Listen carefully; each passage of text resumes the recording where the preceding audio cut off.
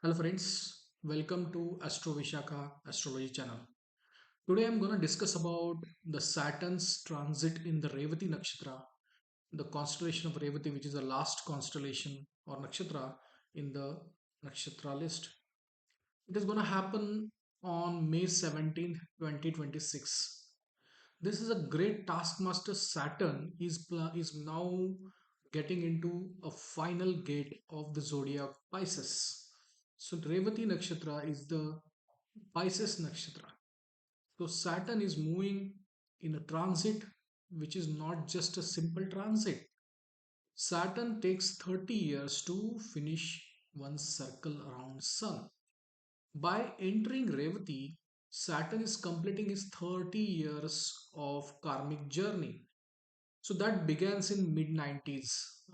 Revati is the 27th nakshatra, or 27th constellation or final constellation, and it is near to the finish line. Now, what does it mean to human beings like us? Is it anything we need to really understand out of it?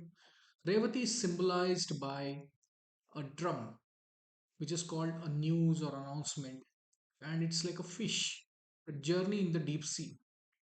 Revati is a constellation of Pisces, and it is also entering into the global audit.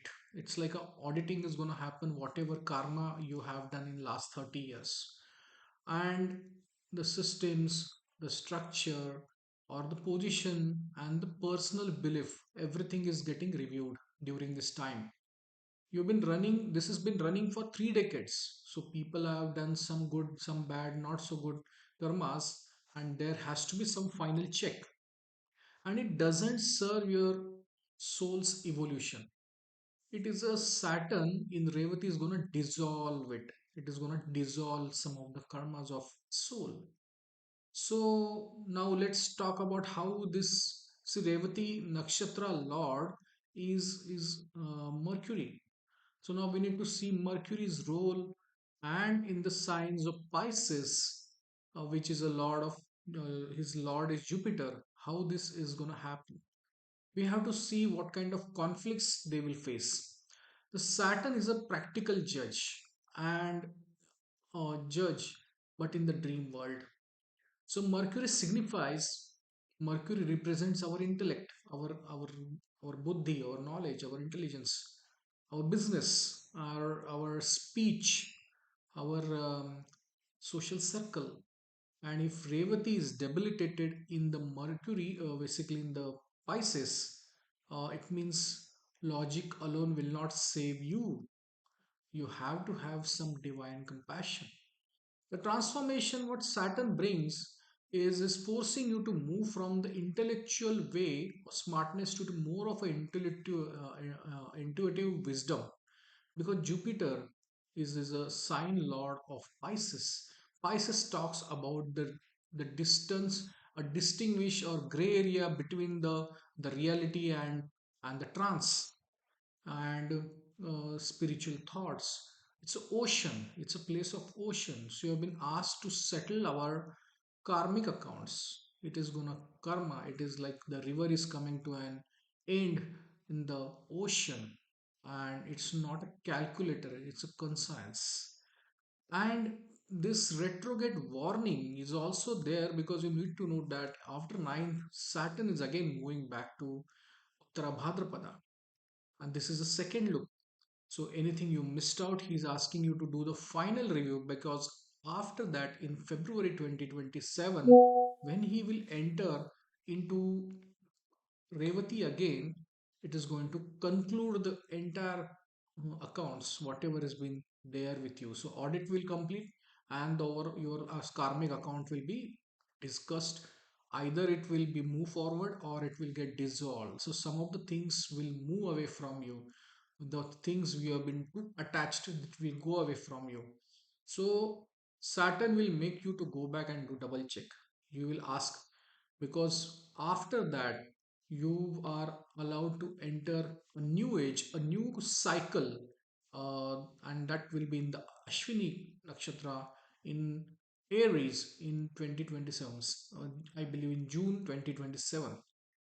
Now we need to understand what kind of impacts each sign happens. See, Saturn is a lord of Capricorn and Aquarius. So these houses, wherever they place, they will bring that energy from that houses in the Revati, and that is where there is a karma settlement can happen related to those houses. And also we need to see where the Saturn is present in your natal chart. Also check where the Pisces sign coming in your chart. If it is first house, then obviously in the Pisces becomes the ascendant. Same way you look at the each houses. So let's talk assuming the first house is Pisces. So there is going to be total ego dissolution. You feel a deep need to shed your old skin. You feel there is a new old things you will leave, and you are looking for a new karma. You are going to develop new karma after this, and that's where the first house makes a lot sense. When I talk about the second house, this is going to be a restructure in the family wealth will happen. You need to look at audit your financial wealth and all the aspect of it, accumulation aspect of it, everything you need to clear it up. If things are getting solved, some challenges at home front or relatives, close that part, because this is a time you need to close those specific issues. No more sweet talk, straight talk. No more no more hidden thoughts. Be assertive in your conversations, and let's be the bitter truth come out. Let's get this conversation complete. Third house, hard work is required, because whatever you've been done, you're building your skills. It is going to be critical part during this time. Your siblings or your neighbors are required. You are expecting your Saturn in discipline, so that if any things are pending as far as the third house is concerned, especially the with respect to your siblings or neighbors or even new initiatives, you need to be really look into it and review it. What works, what's not work. Fourth house, heavy responsibilities will come at home. There is going to be a, you cannot run away either from your own country or your home country or even from your own house. Everything starts with you. You may feel stuck. Lack of emotional comfort will be there. You are emotionally down as you settle your ancestral karma. This is time you're finishing some of the cold ancestral audits and accounts. You will close those things. Fifth house, serious creative projects. If you are invested into that, it's a time to look into that and find out what needs to be done to rectify it or any changes to be done. This is a time you need to really look into that, because in the new cycle, this is going to be whatever you are going to take, it is going to be a long term effect. So whatever initiatives you are doing, you will see in the when the Saturn moves in Aries, you will start seeing the experiences of it. So don't take lightly. uh, Give focus on quality over quantity. Focus on what kind of critical outcome I am bringing, which will help to secure things for my future. Who is future? Your children. So children's future, your investments, everything need to give a look into that. And that's where it is very important. You need to focus on your investments. Sixth house, it's a healer transit. Saturn anyway is a signifies here. Yet there are old health issues will be lingering around, and some of the hidden enemies will also be there. Um, but finally, you will get this addressed, and removing some unwanted challenges and uncluttered home. If you are there, you are to clean up so that your sixth house remain balanced. So these are the things you need to look at it, especially sixth house is concerned. Seventh house, it's a pass or fail test. What is happening? It's the partnership test is going to happen during this time. You are been getting focused on your partner, and you need to decide how this relationship is working, what all the things need to change, the transform, because any old karma, any old challenges is lingering around, may not continue in the next cycle, and hence relationship that aren't soul deep might fade away. So don't get surprised. Eighth house, it's a intense psychological transformation. Anyway, you are going through I will say anyway the Saturn anyway transiting in your eighth house. It's not that great because it's making you a lot of hard work, unexpected challenges you are facing, but you are dealing with the legacies, and a deep-seated fear will also need to work on, and you need to solve those. You cannot continue it. Some of the things you need to overcome on it. Ninth house. It is a test with your philosophy, it is a test with your guru, it is a test with your father, realizing that your path to divine is your own responsibility. It is no one else will guide you. It is a time you have to take things in your hand, especially on religious thoughts or religious activities which you are there specifically doing for your lineage. It is now your responsibility to take in your hand and get this done. You cannot run away from your responsibilities. 10th house, career peak, or there is going to be a pivotal thing happening. There is going to be 30-year professional efforts will start receiving its final grade. How you worked in last few years, what was the experience for you? Are you been very upset or you been very struggled? Whatever that experience you know gone, and you will see the fruits are expected coming ahead in the next cycle. And 11th house, it's a cleansing of your social circle, friend circle, networking. You probably leave some friends will leave you. You will start building up new friendships. It is a review whether the friendship is just not for the sake of friends or professional friends.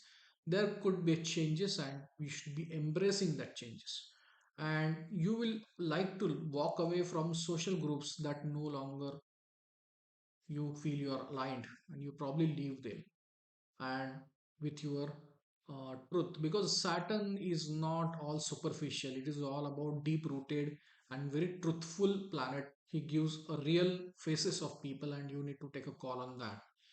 12th house, the strongest placement of Revati. A deep meditation, isolation, and actually finally clearing the slate. So very deep rooted, and anyway, Revati is a spiritual nakshatra. It is a protector for traveler. It is a protector for your well-being. He is a very soft-spoken Revati people, and very comfortable to helping others.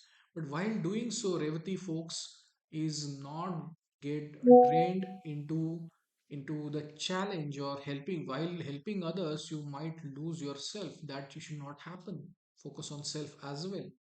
And for the Revati folks who are having the moon and the Revati and then the Saturn coming, it's a peak part of your Saturn. And focus on that. Don't run away from the responsibilities, but find out the viable solution which will solve and dissolve your old karmas, and you can move with the right frame mind, and then you will take new initiatives in hand. So, what is the outcome of it? All this we discussed. Going to be a functional freedom is there. The final result of this transit, we need to really look into that. So, karmic perspective, it's a Saturn in Revati creates a karmic weightlessness. You feel there are certain karmas are getting dissolved because it's a last point. It is coming to a finish line. So, some of the karmas are getting dissolved. Some of the folks in your life will leave. Some of the social circle people will be around your leave. Some of the challenges you are facing that might go, and you feel very cool, and karmic weightlessness will be there. Obviously there is going to be a pain because any movement, any detachment, any digression, or any parting ways, especially with karma or people or relationship, everything, it's gonna be painful. But it's a hard truth. Everyone has to live. We all are anyway alone in our own world. So there are people are coming and connect you with the karmic connection, and some of the people will leave you because of the karma is with them is over. And that's the truth of the life. So outcome in your life is going to be you will experience a sense of functional freedom. I'm not saying it's a very emotional freedom, it's a functional freedom.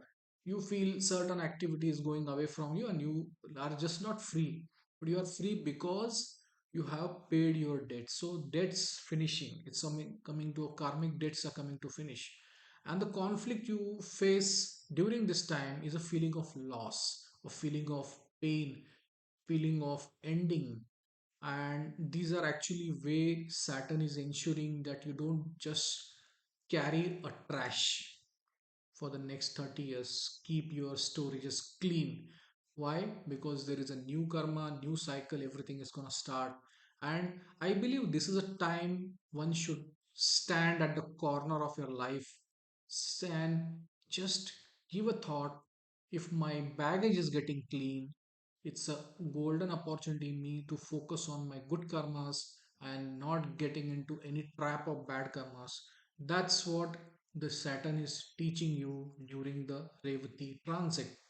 Now, what final thought is, don't fear the end. Okay, end you should not fear about. Revati has been ruled by Pushan, the deity who finds the lost traveler. So you will not lose. Deity is with you. If you feel lost during this Saturn transit, remember Saturn is not here to punish you. Saturn is here to give you a lesson, and he will also navigate you to your true home.